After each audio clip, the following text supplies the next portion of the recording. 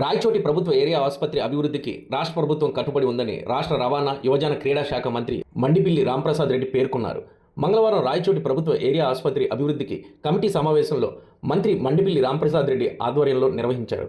ఈ సందర్భంగా మంత్రి మండిపిల్లి రాంప్రసాద్ రెడ్డి మాట్లాడుతూ జిల్లా నలుమూలల నుంచి రాయచోటి ప్రభుత్వ ఆసుపత్రికి రోగులకు ఎక్కువ సంఖ్యలో వస్తుంటారని, వైద్యులు అందుబాటులో ఉండి వారికి మెరుగైన వైద్య సేవలు అందించాలన్నారు.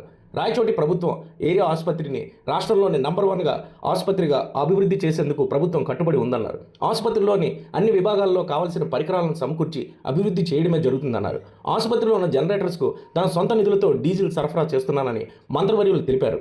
ప్రభుత్వ ఆసుపత్రులకు చాలా వరకు పేదవాళ్ళు వస్తుంటారని, దేవుడి తర్వాత దేవుడిగా భావించే డాక్టర్లు అందరూ పేదవారి పట్ల మానవతా దృక్పథంతో మంచి వైద్య సేవలు అందించి ప్రభుత్వ ఆసుపత్రుల్లో మంచి వైద్యం అందుతుందని నమ్మకాన్ని ప్రజల్లో కల్పించాలన్నారు. ఆసుపత్రిలో ఎటువంటి చిన్న సమస్య వచ్చినా వెంటనే తమ దృష్టికి తెచ్చి పరిష్కరించుకోవాలన్నారు. ఈ సందర్భంగా మంత్రివర్యులు ఆసుపత్రి అభివృద్ధిపై పలు అంశాలను వైద్యులు సిబ్బందితో సుదీర్ఘంగా సమీక్షించి దిశానిర్దేశం చేశారు. ఆక్సిజన్కి సంబంధించి ప్లాంట్కి ఏమైతే మరమ్మతులు ఉన్నాయో ఆయన సిఎస్ఆర్ ఫండ్స్ కింద అవి చేయిస్తామని చెప్పారు. చాలా సంతోషంగా ఉంది. అలాగే ముఖ్యంగా ఎవరైతే ఎక్కువ మన ప్రాంతానికి సంబంధించి ఈ రోడ్లు బాగుండడం వల్ల యాక్సిడెంట్లు ఎక్కువ అవుతా వస్తున్నాయి. ముఖ్యంగా ఒక సగటున నెలకే ఇదే పోస్ట్ మార్టం దానికి మేము కూడా 10 సార్లు వచ్చే పరిస్థితి వస్తూ ఉందంటే ఈ యాక్సిడెంట్ రేషియో ఎంత ఉందో మనం గుర్తుపెట్టుకోవాలా. ముఖ్యంగా గోల్డెన్ అవర్ ఏదైతే ఉంటుందో యాక్సిడెంట్ జరిగినప్పుడు రక్తం అందక చాలా మంది ప్రాణాలు కోల్పోవడం జరుగుతూ ఉంది. మన రాయచోటి పట్టణంలో కూడా చాలా మంది చైతన్యవంతులు ఉన్నారు. అట్లా వాళ్ళందరికీ నా తరపున సభాముఖ ధన్యవాదాలు తెలియజేసుకుంటున్నాను. ఎందుకంటే ఏ ఊర్లో లేని విధంగా మన రాయచోటిలో ఎక్కువగా బ్లడ్ డొనేషన్ క్యాంపులు జరుగుతూ ఉంటాయి. రాజకీయంగా కానీ అనధికారికంగా లయన్స్ క్లబ్ కానీ ఇంకా రోటరీ క్లబ్ కానీ ఇలా చేస్తూ ఉంటారు. కాబట్టి అవి ప్రైవేటుగా ఎవరైతే ఈ బ్లడ్ బ్యాంకులు నిర్వహిస్తున్నారో వాళ్ళకు కూడా మా తరపున సహాయ సహకారాలు అందిస్తున్నాం. నిన్న కూడా కడపలో ఎక్కడో ఏర్పాటు చేసుకోవాలంటే ఏదో టెక్నికల్గా ప్రాబ్లం వస్తే కూడా నేను పర్మిషన్ ఇప్పిస్తానని చెప్పి వాళ్ళకు కూడా చెప్పడం జరిగింది.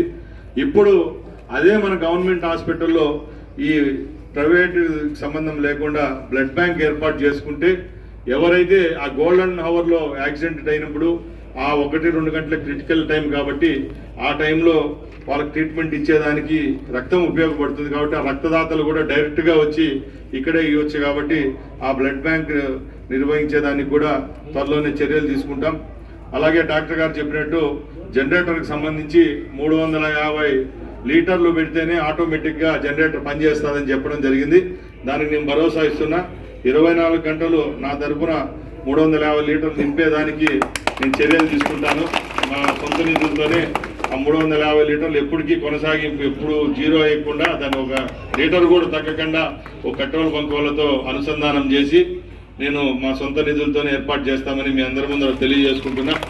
అలాగే గతంలో మనం ఏమైతే పాలక మండలిలో గత 3 నెలల ముందు మీటింగ్లో చర్చించామో అవి ఒక్కొక్కటిగా ఈరోజు జరుగుతూ వస్తున్నాయి. ముఖ్యంగా క్రిటికల్ కేర్ యూనిట్ ఏదైతే ఉందో దాంట్లో కూడా సంబంధించిన అధికారులు ఈ గారు కూడా ఇక్కడే ఉన్నారు. త్వరలోనే ఒక 6-7 నెలల్లోనే క్రిటికల్ కేర్ యూనిట్ కూడా స్టార్ట్ చేసేదానికి చర్యలు తీసుకుంటాం.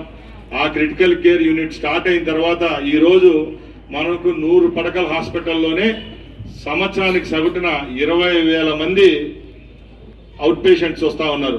అంటే రేపు మనం ఇంకో అదనంగా 50 బెడ్లు తయారైనప్పటికీ ఒకసారి లెక్కేసుకోవాలా. తప్పకుండా మన ప్రాంతానికి 150 పడకల హాస్పిటల్ అంటే అది వరంగా దాపరిస్తుందని, తప్పకుండా పేద ప్రజలకు చిత్తశుద్ధితో సేవలు అందించేదానికి ఉపయోగపడుతుందని తెలియజేసుకుంటూ, తప్పకుండా ఇక్కడ ఉన్న డాక్టర్లందరూ మీరందరూ నర్సు కానీ కింది బాయ్స్ కానీ నర్సెస్ కానీ డాక్టర్స్ కానీ సర్జన్స్ కానీ మీరందరూ చిత్తశుద్ధితోనే పనిచేస్తున్నారు. కాబట్టి ఈరోజు ఇంత సంతోషంగా మనం కూడా ఇక్కడ ఉన్నాం. అదే ఈ హాస్పిటల్లో లోపాలు ఉన్నా ఇంకొకటి ఉన్నా కూడా సోషల్ మీడియాలో అయితేనే ఇక్కడున్న మన పాత్రికేయ సోదరులు అలాగే మీడియా పర్సన్స్ కూడా ఎప్పుడు చూపించేవాళ్ళు. ఎక్కడైనా సమస్య ఉంటే ఎప్పుడు మన హాస్పిటల్ గురించి ఎప్పుడు వేలెత్తి చూపించలేదంటే మీ అందరూ పనిచేసేది నిబద్ధతకే ఇది తార్కాణం అని మీ అందరి ముందర తెలియజేసుకుంటూ, తప్పకుండా మా హాస్పిటల్ యొక్క కమిటీ సభ్యులైతేనే నేనైతేనే మా యొక్క సహాయ సహకారాలు మీకు ఉంటాయి. అలాగే క్రిటికల్ కేర్ యూనిట్ ఏర్పాటు చేసే రోజుకి మన హాస్పిటల్ ఒక మోడల్ హాస్పిటల్గా ఉండాలి. ఇలాంటి చెట్లు అలాగే ఎక్కడైనా పెయింట్ పోయినా కానీ ఇక్కడ కరెంటు వైర్లు కానీ డ్రైనేజ్ సమస్య కానీ నీళ్లు సమస్య కానీ ఈ 6 నెలల్లో ఎప్పుడైతే 150 క్రిటికల్ కేర్ బెడ్లతో కలిపి అన్ని కలిపి మనం ఓపెనింగ్ చేసే రోజుకి మంచి కార్పొరేట్ హాస్పిటల్ లుక్తో వెనకాల కాంపౌండ్ వాళ్ళు కూడా పూర్తి చేసి ఈ హాస్పిటల్ను ఆ రోజు నుంచి మళ్ళా కొత్త హాస్పిటల్ ఎట్లా ఉంటుందో ఆ విధంగా నిర్వహించడానికి 6-7 నెలలు పనిచేస్తామని సభాముఖంగా మీ అందరికీ తెలియజేసుకుంటూ ఈ అవకాశం ఇచ్చిన ప్రతి ఒక్కరికి ధన్యవాదాలు తెలియజేసుకుంటూ సెలవు తీసుకుంటున్నా. జై హింద్.